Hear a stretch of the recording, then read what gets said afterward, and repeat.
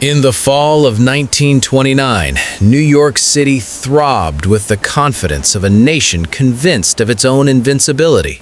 The streets of Manhattan glittered with electric lights, the hum of taxis, and the chatter of men and women convinced that the stock market was a one-way elevator to fortune.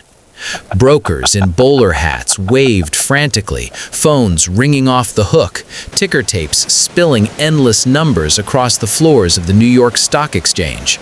People left work with smiles, clutching checkbooks and savings, certain that the future was theirs. By nightfall, the smiles were gone. In an instant, paper wealth evaporated. Stocks that had soared for years plunged into freefall, some losing half their value in a matter of hours. Brokers stared at glowing screens in disbelief. Bankers muttered curses in hushed tones. And outside, the city that never slept seemed to pause, as if sensing the collapse that had begun behind its shining facades. Families who had planned vacations, new homes, or college tuitions were suddenly staring at empty accounts. Mothers, hands trembling, balanced checkbooks that no longer balanced.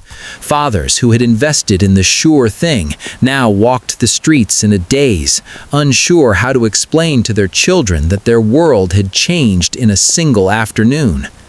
Lines formed outside banks, lines that would stretch for hours, days, weeks, as people demanded to withdraw whatever they could, desperate to hold on to some fragment of security. The panic spread with a kind of contagious speed. Newsboys shouted headlines of crashing markets, telegrams flew between brokers, and the chatter of the financial district seemed to leak into every corner of the city. The stock market had been a symbol of opportunity, a promise that anyone with ambition could rise. Now it was a harbinger of ruin, and the horror wasn't confined to Wall Street. For many Americans, the crash wasn't an abstract statistic, it was a knife to the heart of daily life. Grocers watched customers' pockets tighten, waiting for coin that might never come. Factory owners hesitated to hire, fearing the invisible tide of lost savings. And in homes across Manhattan, Brooklyn, and the Bronx, arguments flared over what could be salvaged, over what dreams had been shattered, over how to survive when the rules of the game had changed without warning. No one yet knew that this financial earthquake would soon shake the very foundations of the nation. That banks, once symbols of stability, would fail by the thousands, that breadlines would stretch through city streets, and entire towns in the Midwest would vanish under dust storms and despair. What began in the financial heart of New York would ripple across the globe, reshaping the lives of millions, toppling governments, and exposing the fragility of economies built on optimism alone. And yet, in that moment of panic, life continued, because it had to.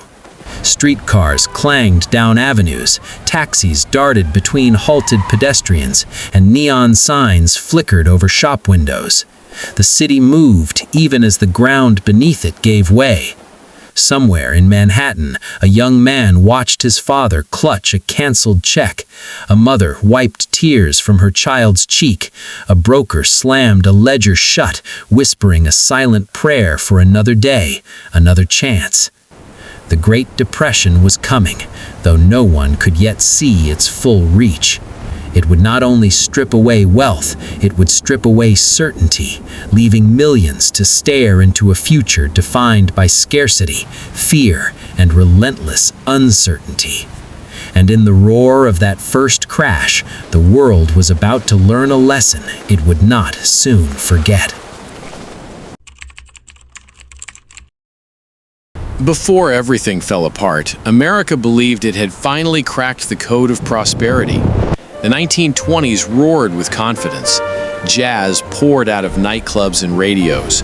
Automobiles filled the streets, and skyscrapers climbed higher every year, daring the sky to keep up. The stock market surged upward, and with it came the intoxicating belief that the future could only be brighter than the past. For many, it felt real. Investors watched their portfolios grow almost effortlessly, convinced they were witnessing a new economic era. Factory workers found steady jobs assembling cars and appliances for a nation eager to consume. Farmers expanded their fields, planting more than ever before, riding the lingering demand left by World War I. Credit flowed freely. If you didn't have the money, you could borrow it. If prices dipped, they would surely rise again. But beneath the glitter, the system was straining.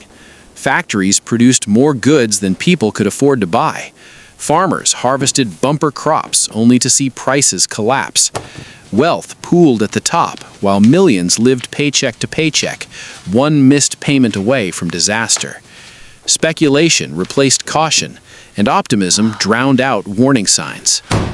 It was the Gilded Age of optimism, America's own high Middle Ages, but the foundation was brittle, and it was already beginning to crack.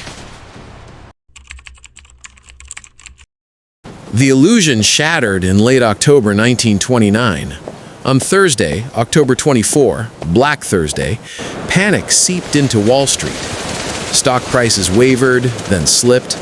Brokers crowded the trading floor, hands waving frantically, voices rising over the clatter of ticker tapes as numbers spilled across the floor like falling leaves. What had once felt orderly now felt unstable. Over the weekend, fear festered. By Monday, October 28th, Black Monday, the market plunged again. Selling turned desperate. Phones rang without pause. Men who had preached confidence only days earlier stared in disbelief as fortunes unraveled. Small investors, watching from afar, rushed to sell, hoping to salvage something, anything, before it vanished. Then came Tuesday, October 29, Black Tuesday.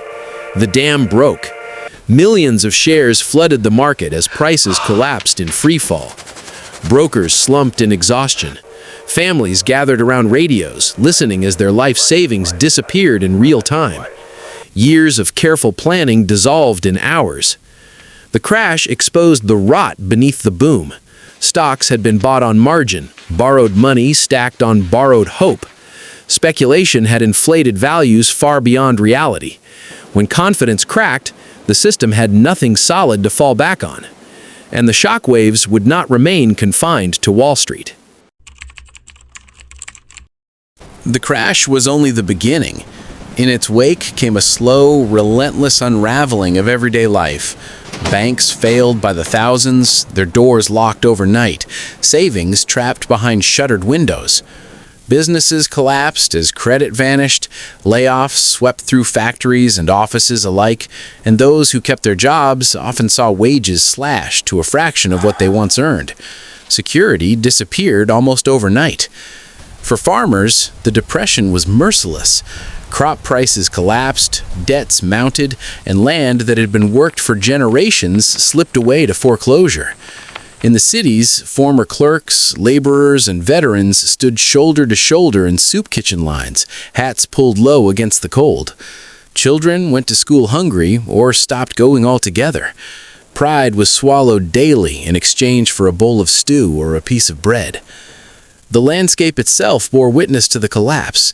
Makeshift shanty towns, mockingly called Hoovervilles, rose on the edges of cities, built from scrap wood, tin, and cardboard. In the Midwest, dust storms rolled across the plains, blotting out the sun and burying farms beneath waves of soil, turning hardship into environmental disaster. The psychological toll was devastating. Despair settled deep. Suicide rates climbed as men and women who had measured their worth by work and stability saw both vanish. Hopelessness became a constant companion, as tomorrow offered little promise of relief. Artists and writers captured what statistics could not. Dorothea Lange's photographs froze faces marked by exhaustion and quiet dignity. Novels, songs, and murals told stories of loss and endurance, turning suffering into testimony. The Great Depression was not just an economic collapse, it was a human catastrophe, etched into memory, image, and soul. At first, the government hesitated. President Herbert Hoover believed the economy would correct itself, urging patience and voluntary cooperation from businesses. He spoke of optimism and recovery, even as unemployment surged and breadlines lengthened. To many Americans, the words rang hollow. Reality moved faster than reassurance. Frustration spilled into the streets. Veterans of World War I marched on Washington demanding early payment of promised bonuses, only to be met with force. Workers organized strikes, farmers blocked roads to prevent foreclosures, and protests flared across the country. Desperation was turning into anger, and faith in leadership was eroding. Everything changed in 1933. Franklin D. Roosevelt entered office during the darkest days of the crisis, offering not certainty, but action. Through his fireside chats, Roosevelt spoke directly to Americans, explaining complex policies in plain language and restoring a sense of connection between the government and the people. For the first time in years, many felt seen. The New Deal reshaped daily life. Public works programs put millions to work building roads, bridges, dams, and parks. Social Security offered security to the elderly, while labor reforms strengthened unions and protected workers' rights. These measures did not end the Depression overnight, but they provided relief and hope. Still, suffering remained widespread. Jobs were scarce, poverty persisted, and recovery was slow.